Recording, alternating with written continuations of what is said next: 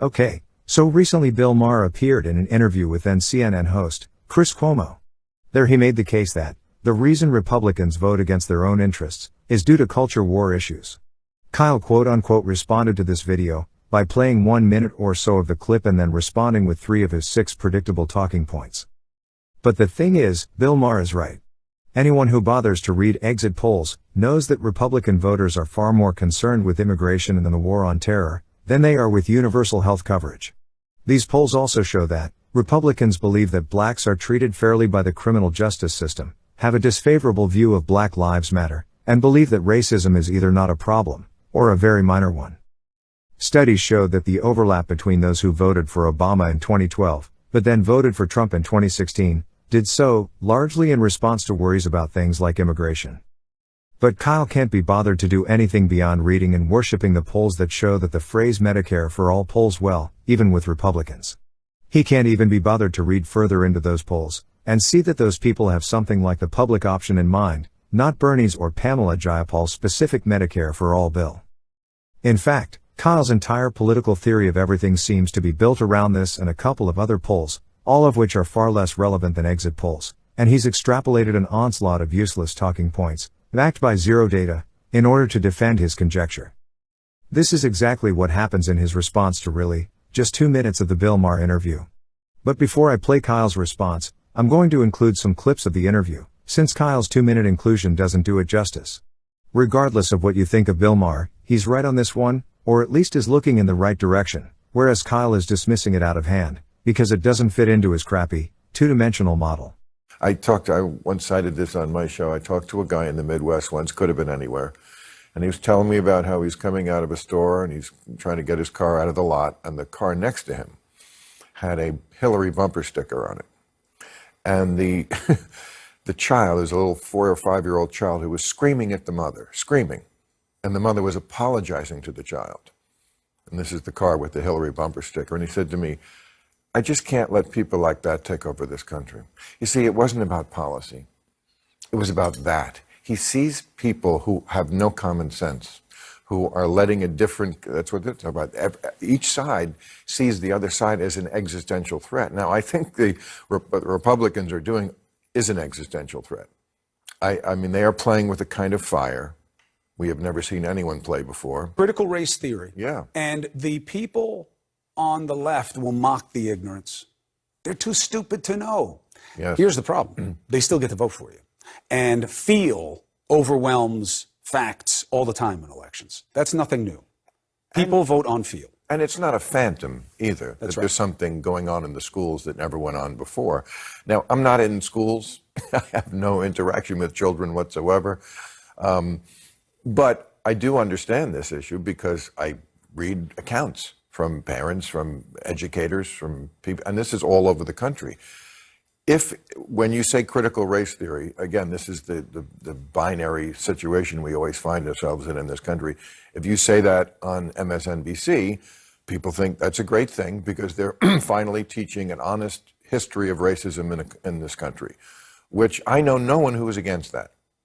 I'm certainly not against that. I think, I remember what my education was with American history.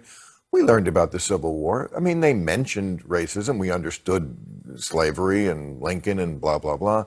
But they didn't really go into it any more than Gone with the Wind goes into it.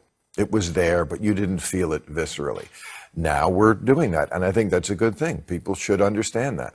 That's different than teaching that racism is the essence of America. That's what people get upset about. Or involving children who are probably not old enough or sophisticated enough to understand this very complicated issue with a very complicated history. So it's that you have families, and we saw this resonate in Virginia.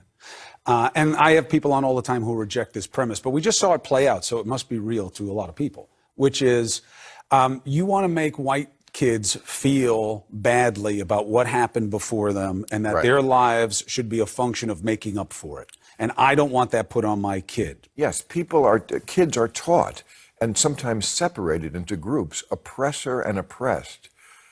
Again, does a kid even know what those words mean? No. ACLU official advocates banning a book. These are Onion headlines, and yet this is where this party is. Or I don't think that's where the party is. It's where the faction that gets all the headlines. And again, it goes in the blue bin. And the average voter sees that and attaches it. You know, there was I think it was Tommy Tuberville, the Republican senator from Alabama, wanted to catch the Democrats, and he put defunding the police up for a vote. It lost in the Senate 99-0.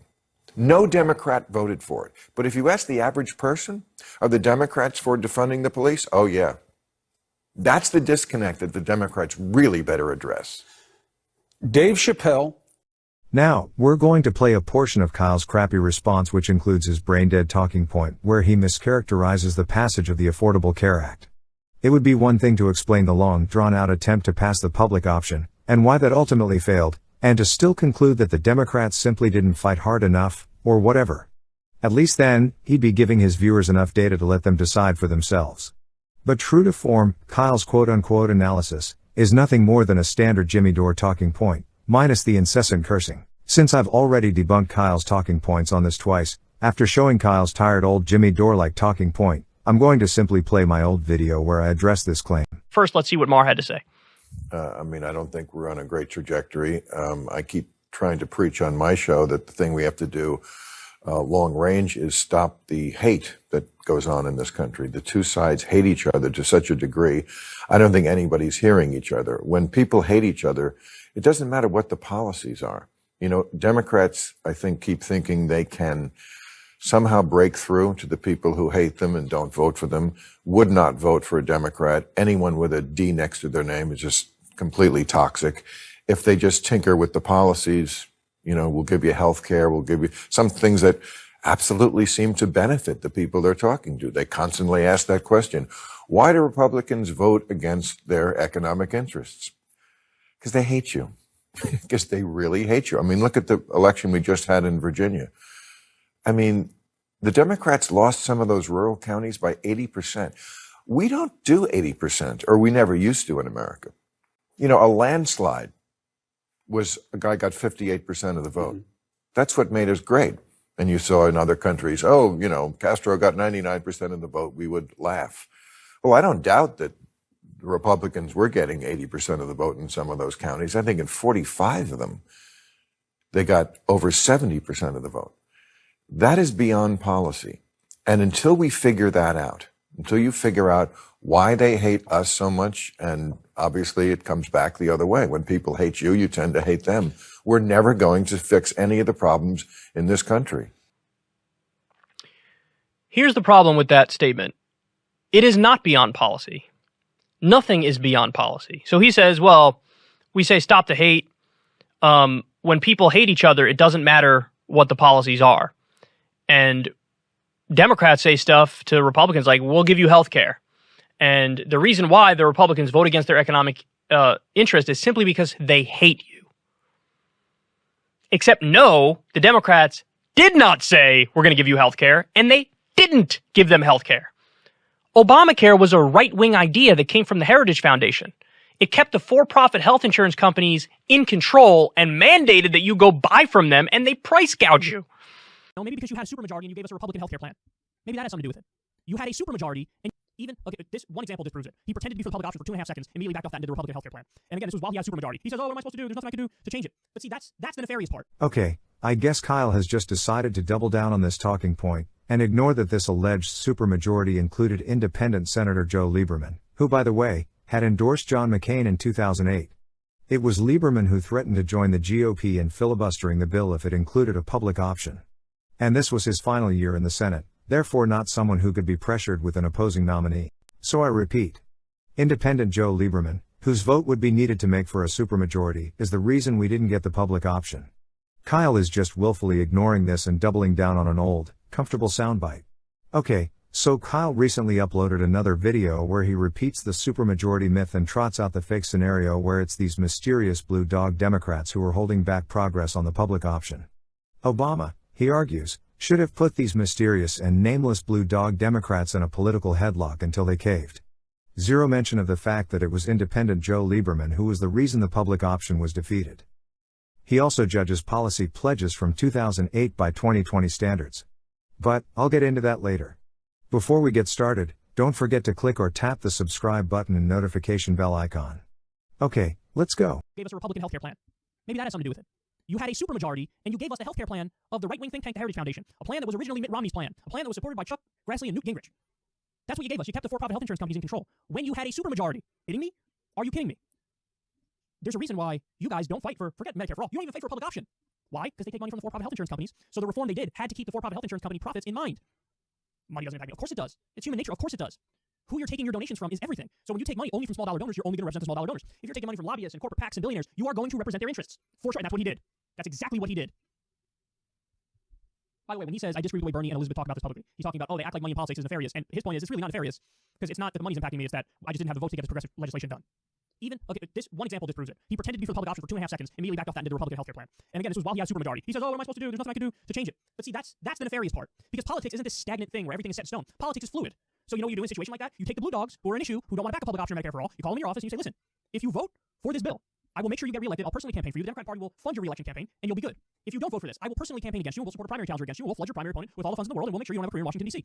So you make your own mind up. Okay, I guess Kyle has just decided to double down on this talking point, and ignore that this alleged supermajority included independent Senator Joe Lieberman, who, by the way, had endorsed John McCain in 2008. It was Lieberman who threatened to join the GOP in filibustering the bill if it included a public option. And this was his final year in the Senate, therefore not someone who could be pressured with an opposing nominee. So I repeat. Independent Joe Lieberman, whose vote would be needed to make for a supermajority, is the reason we didn't get the public option. Kyle is just willfully ignoring this and doubling down on an old, comfortable soundbite. Finally, we have less than a minute left. The House passed health care. What do you think of the bill they passed? And do you still intend, if there is a public option and if there's this tax on so-called Cadillac health plans, will you support a Republican filibuster on final passage in the Senate? Well, there's some good things in the House passed plan. You know, I think we ought to do health care reform this year to deal with the two great problems that President Obama and others have talked about. There are unsustainable, continuing increases in the cost of health care. We've got to stop that. And there are millions of Americans who don't have health insurance. But I'm afraid that our colleagues in the House added a lot onto that subtract from the genuine purposes of health care reform. And one was to create a public option plan. The public option plan is unnecessary. It has been put forward, I'm convinced, by people who really want the government to take over all of health insurance. They got a right to do that. I think that would be wrong. But worse than that, we have a problem even greater than the health insurance problems, and that is a debt. $12 trillion today, projected to be $21 trillion in 10 years. So at this point, I take it you're a no vote in the Senate. If the public option plan is in there, as a matter of conscience, I will not allow this bill to come to a final vote, because I believe the debt can break America and send us into a recession that's worse than the one we're fighting our way out of today. I don't want to do that to our children and grandchildren. Senator Lieberman, thank you. So yes, the healthcare plan was passed during this alleged supermajority. But that alleged supermajority included an independent senator who, by the way, had endorsed Barack Obama's opponent John McCain. So no, this person did not belong to Obama, and therefore, this wasn't Obama's supermajority. Kyle keeps alluding to these blue dog Democrats that Obama needed to pressure. Well, who are they? Kyle can't seem to name them. He just assumes they were the problem. The public option made it through the House, so the House Democrats weren't the problem. In the Senate, it's independent Joe Lieberman who threatened the filibuster. I have no idea if Obama did or didn't place pressure on Joe Lieberman. But I think people like Kyle just assume it never happened because Obama didn't announce it on Twitter. What we do know is that this was Lieberman's last session in the Senate, and he was replaced by an actual Democrat. So maybe he did pay a political price, or maybe he was retiring anyway and didn't care.